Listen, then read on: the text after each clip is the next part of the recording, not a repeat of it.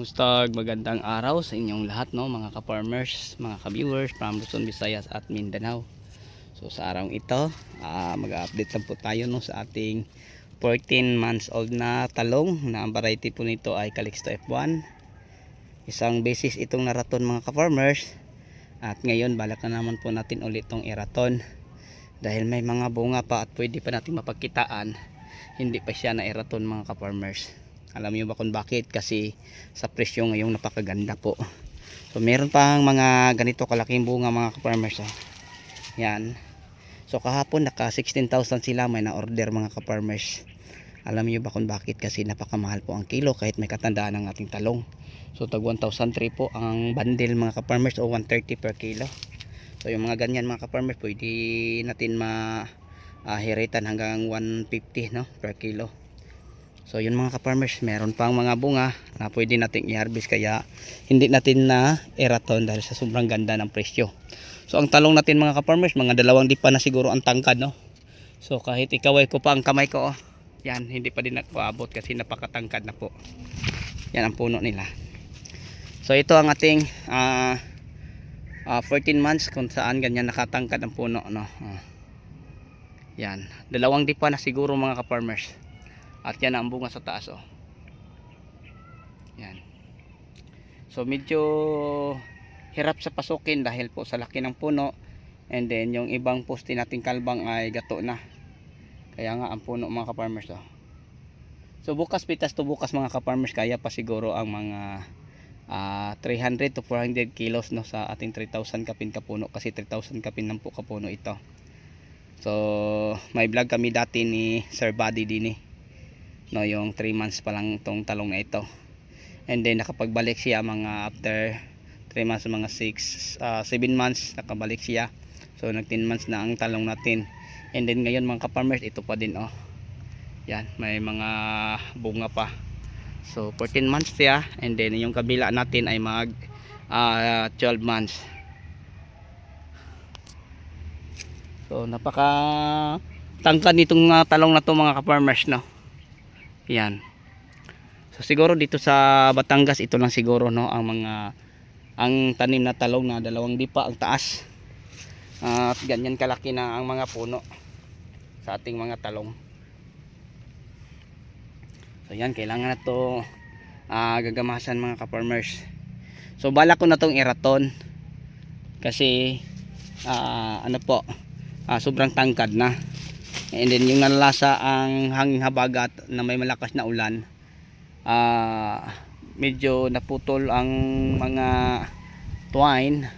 So may mga nakaharang naman na mga ka-farmers, tie wire sa gilid, pero dahil ang ating mga posting mga kalbang tulad nito ay gato na, yan, ay bumigay siya tumagilid.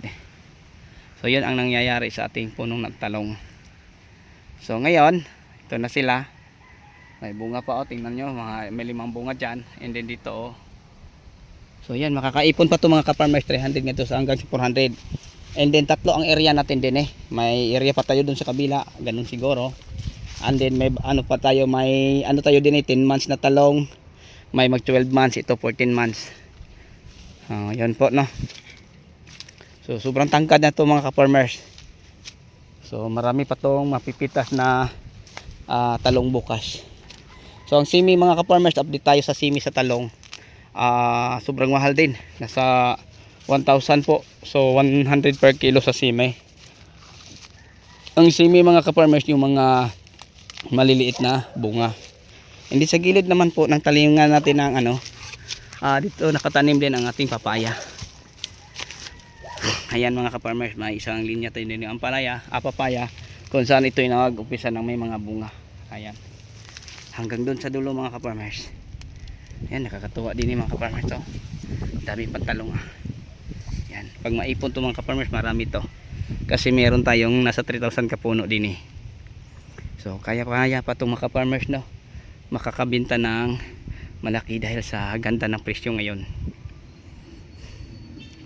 So yan, na putol ang twine, bumigay kasi twine lang ang gamit natin. And then ang hangin, mga ka-farmers, napakalakas. Tapos yung twine ay magdali lang magato, lalo na pag mabilad palagi sa araw kasi parang sako lang siya, no?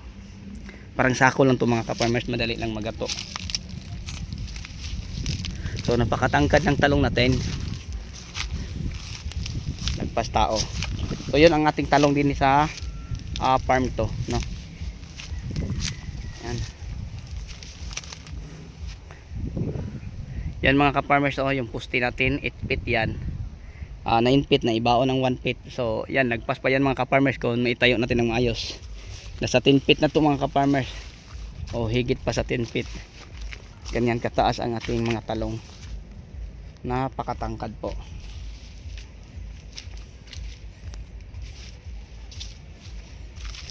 Nag-spray sila dati din ng ito yung pinag-spray na kartap mga ka-farmers, oh.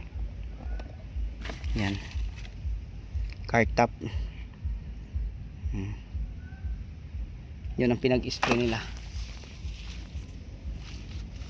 So marami pa itong mapipitas mga ka-farmers bukas.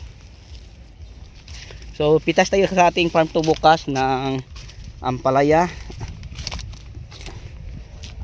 Ampalaya at sigang mga ka-farmers. Ang sigang, nampisa na natin ang pag-harvest. So dito mga ka-farmers, may pipino pa, yung pipinong tira, no? So yan, makapag pitas pa to bukas mga ka-farmers, yung mga ganito kalaki, oh, pwede pa to bukas. Yan. Yan, marami pa to pag mga ka-farmers ma-harvest. Kuha tayo, kakainin natin. So ang pipino natin hindi madali lang mamatay, hindi nakaka-survive sa tubig kasi yung bumaha. Yan. So yan, pinipitasan to nila kanina, nakakuha sila din ng 6. So yung mataba lang, so bukas marami na naman, kaya siguro din ang mga 10 bundle mga ka-farmers sa sitaw. Yan, napakadami, oh. Yan, maganda ang mga bunga nila, napakaganda po. So yun ang ating ipapipitas nila bukas, sitaw. So ang kilo sa sitaw mga ka-farmers, no, 90. So yun po ang presyuhan sa sitaw. And then sa talong 1.3. Yan, dami pang sitaw na pwedeng i-harvest. So sa pipino mga ka-farmers, kunti na lang, no. So yung mga ganito na lang, oh, kunti na lang. Pero ang sitaw marami pa, kaya pa to 10 bundle.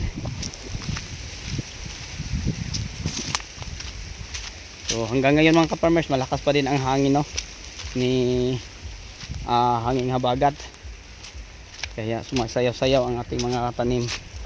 So ngayon naglakad ito papunta din sa ating kabilang area, kasi alam nyo may tanim pa rin tayo din na talong mga ka-farmers, yung pangalawang area. So 3 ang area natin din sa talong.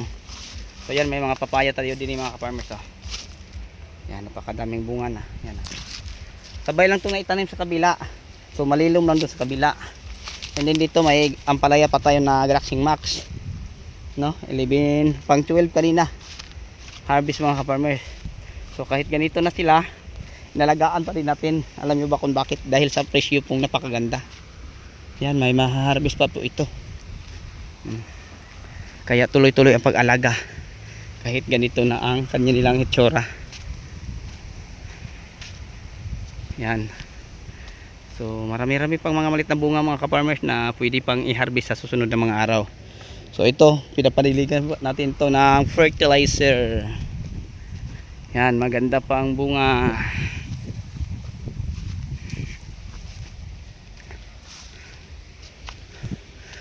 Parang may ulan na paparating, brad, ah.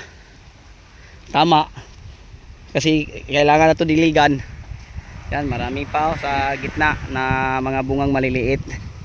Kaya hindi pa namin to i-clearing. Alagaan pa namin to. Yun ang maninira, brad, ay pa dilaw.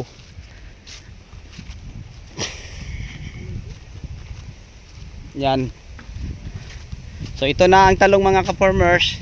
Yung talong na sobrang sukal sa damo, pinapatabasan natin. So ngayon ito maganda na uli. Yan. So malapit na ito mag-1 taon.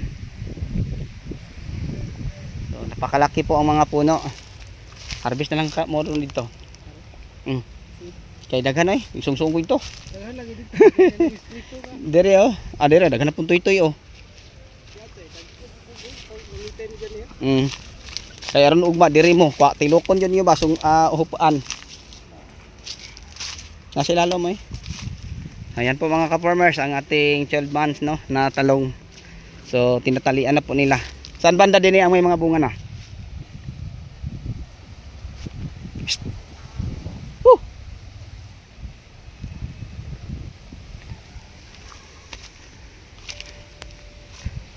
Ang makina to rada to? Gilimpiyuhan.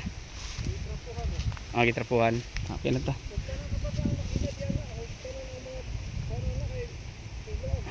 Hugta lang na po na to. So yun na po mga ka-farmers. Maganda na po. May madaanan papunta doon.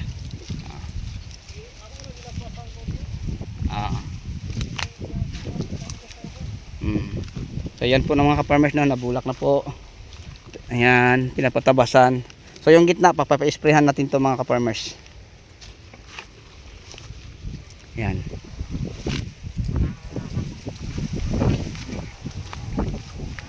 Okay, so yan lang po siguro no ang may share ko po sa inyo mga ka-farmers.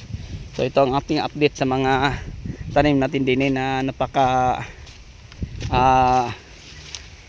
sukal. Yan. So pinapatalian natin uli ang talong. So may mga harvest pa itong mga ka-farmers na mga ganito. Okay, so sa inyong lahat hanggang dito na lang po bago natin ito tatapusin. Mega love shout out sa lahat nating mga subscriber, viewer, sharer at commentator. So sa inyong lahat at sa inyong patuloy na pagsuporta, maraming salamat po. Bye bye and God bless. Thank you.